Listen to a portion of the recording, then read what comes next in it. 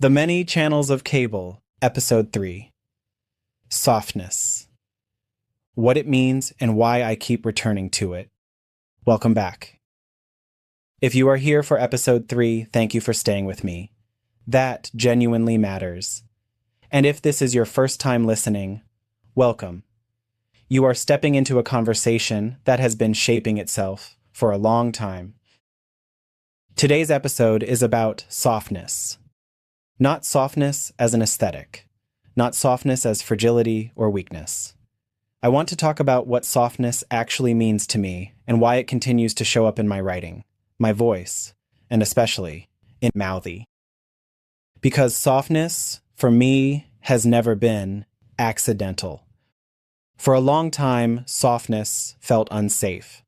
I learned early that being perceptive, emotional, and open meant being seen, and being seen meant being vulnerable. So I adapted. I hardened just enough to get through rooms without being hurt too deeply. Softness became something I associated with risk. Something you guarded, something you rationed, something reserved for very specific moments and very few people. Even then, it came with conditions, time limits, exit plans, a sense of control. I think many of us learn that kind of self-protection without realizing we're doing it. Now, when people talk about softness, it often gets flattened. It turns into pastel colors, slow mornings, gentle playlists. And while those things can be lovely, that's not what I mean when I talk about softness. The softness I'm referring to is active. It's chosen. It's practiced. It's staying open when it would be easier to shut down. It's letting yourself feel without rushing to explain or justify those feelings. It's resisting the urge to armor up in spaces that taught you to. Softness isn't the absence of strength. It's how strength breathes. I returned to softness in my work because it was something I had to relearn. I had to unlearn the belief that being gentle with myself made me weak or unprepared. I had to stop equating emotional openness with danger. That shift didn't happen all at once.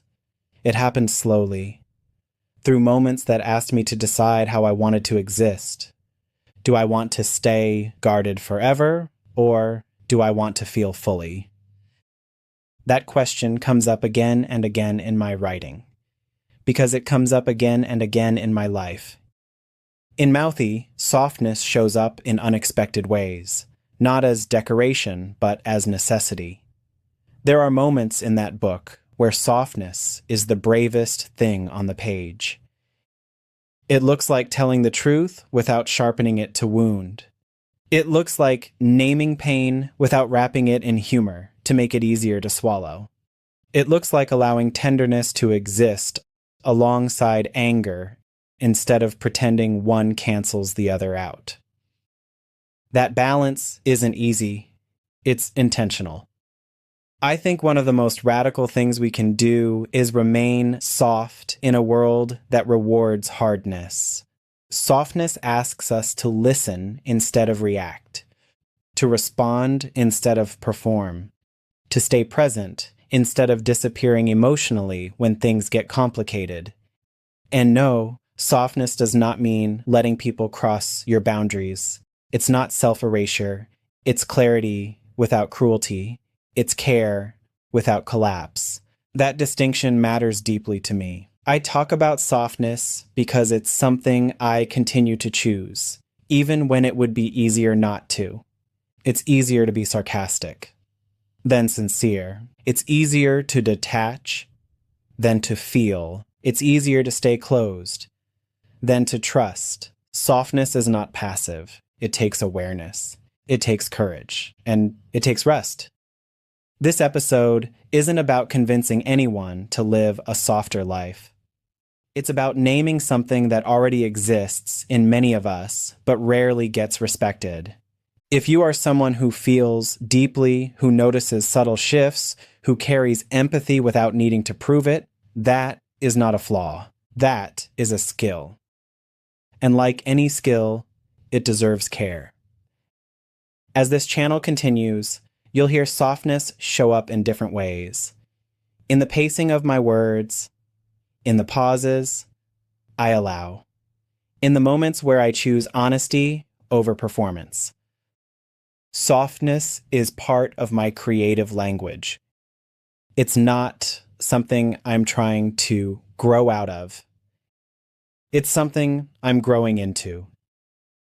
Thank you for sitting with me in this episode.